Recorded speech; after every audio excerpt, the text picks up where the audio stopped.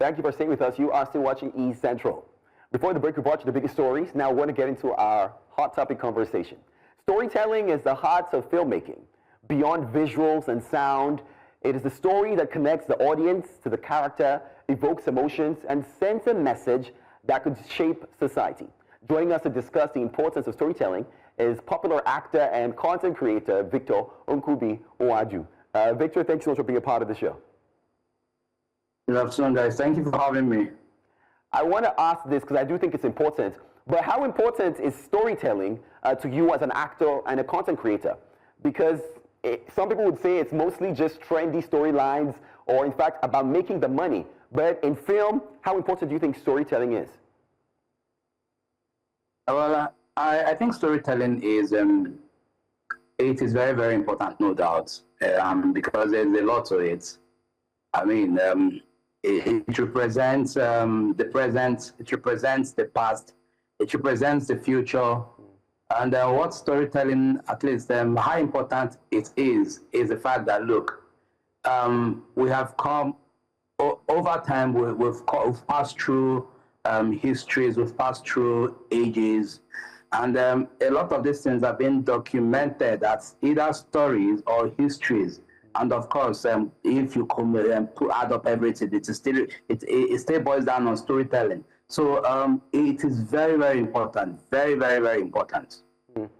I mean, once you said that, I just thought to myself how important it is for us to tell our own stories. But let me ask you, can you recall a specific project, whether a film or even content creation, where the story had a significant social or cultural impact? Because sometimes we forget that these stories, people watch them and it lasts with them, it stays with them, and it could affect, in fact, positively or negatively, the society. Does anyone come to mind that you remember? Okay, yes. There is a particular short story, a short film I shot recently, and it deals on brotherhood, and of course, when I mean brotherhood, it deals on what brotherhood represented in the past, and then how brotherhood was presented to us in the past, and I now had to adopt such a mentality, adopt such a fine-tune it into the present, and in the end, I successfully shot it.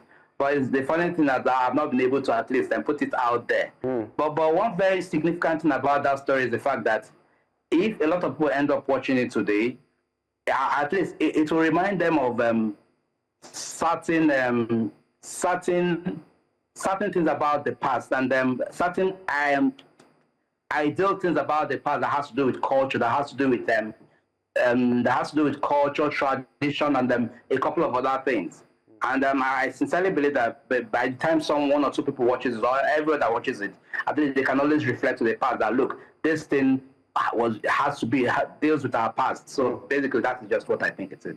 You know, when you mentioned brotherhood, my mind immediately went to June being Men's Month, and how it's a month, for men's mental health, men's awareness.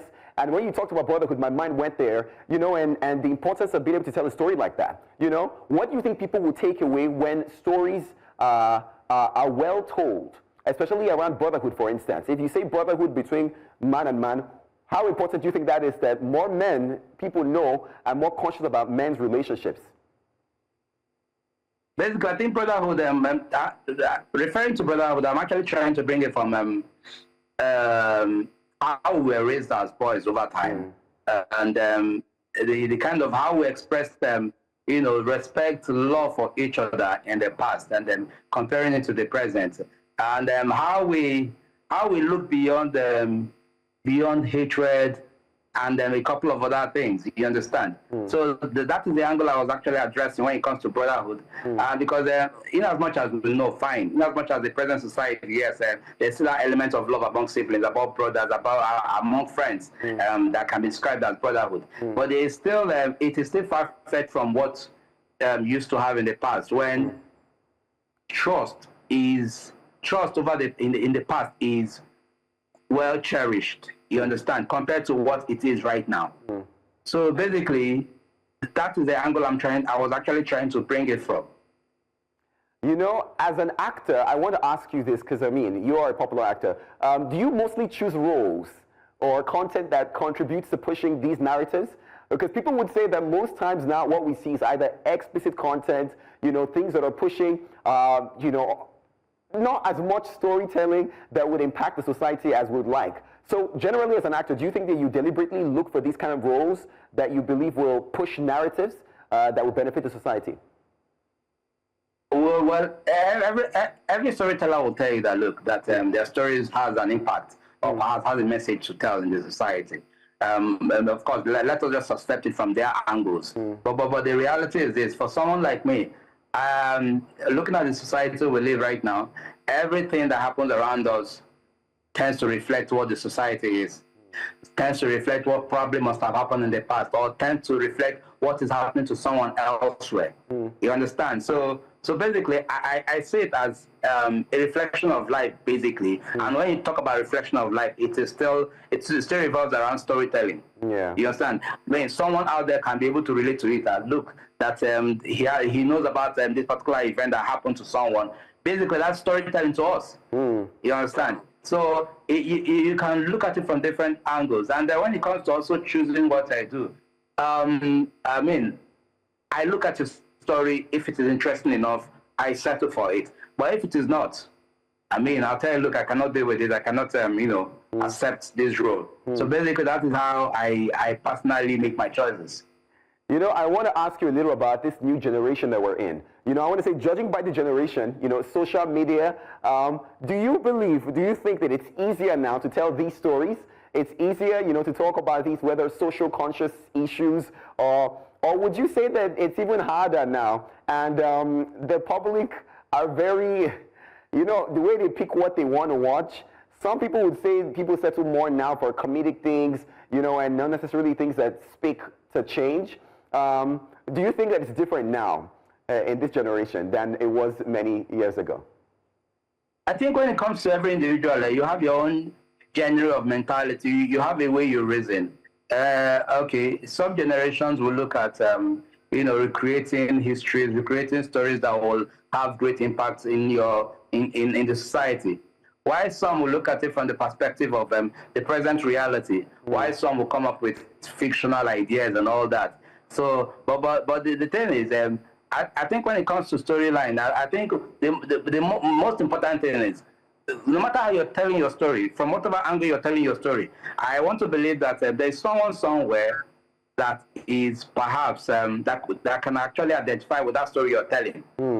Someone actually identifying with that story you're telling. That is why when it comes to ideas are so broad. I mean, you're thinking from this angle, someone else is thinking from a different directive. You understand? Because there are a lot of people that think in that same directive the other person is thinking. There are a lot of other people that think in the directive I am thinking. So basically, by the time you put it out, a lot of people will be able to identify with that story, except if that story, or perhaps that thing you're trying to do, does not really promote what the society wants.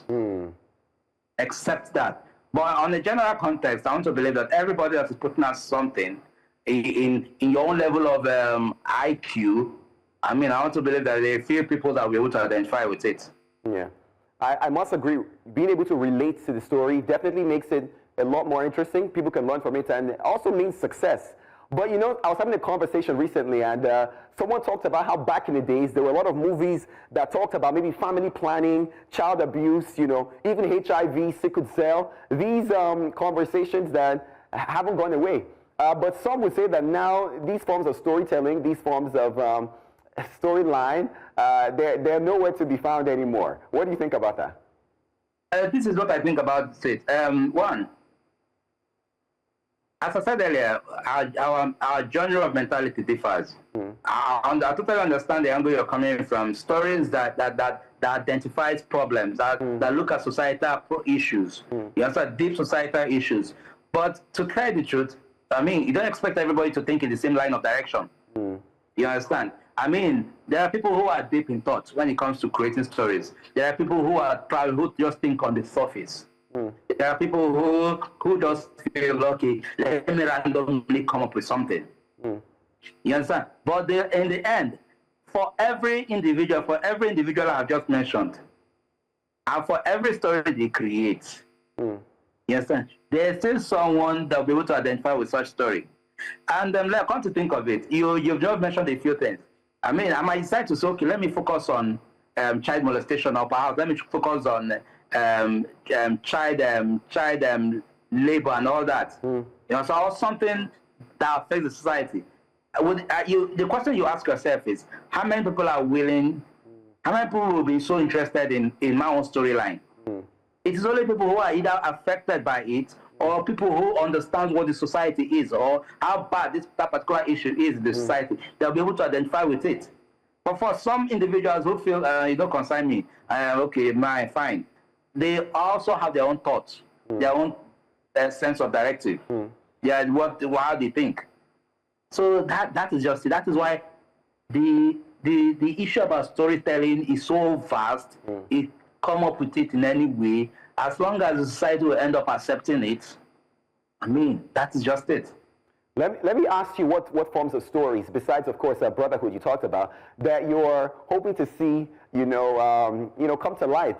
I want to believe that even though it's all about entertainment a lot of times, that it's more than that. So maybe science fictions you want to see more, maybe more comedy. What forms of storylines do you think you want to see our Nollywood embrace more?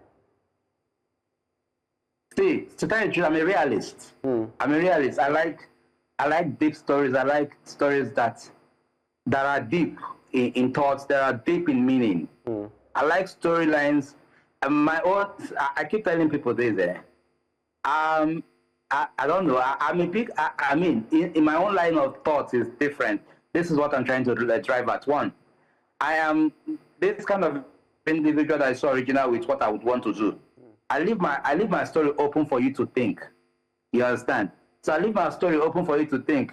I mean, I'm not a big fan of happily ever after kind of story. I'll be very sincere with you. Okay, if a particular, because a couple of the things I have shot, I have three short films. I left them open for you to think. I mean, a lot of them will end up badly, right? And that's how I end in mind. So that, look, this is what the society reflects. I mean, it does not really have to always reflect happily ever after, telling us that it ended well. But in the actual fact, it did not. It does not end well. But then, still coming back to this same issue. One, there are people who are so positive with the way they think that, look, for everything that happens in life, there is always a result at the end. There's always a karma for every individual. That is why you'll see individuals that will come up with stories and end it well, Victor, for you to get excited about the storyline. I wish we had more time to properly break down this conversation, but you have spoken wisely, and there's so much I personally have learned from it. Thank you so much for being a part of the show.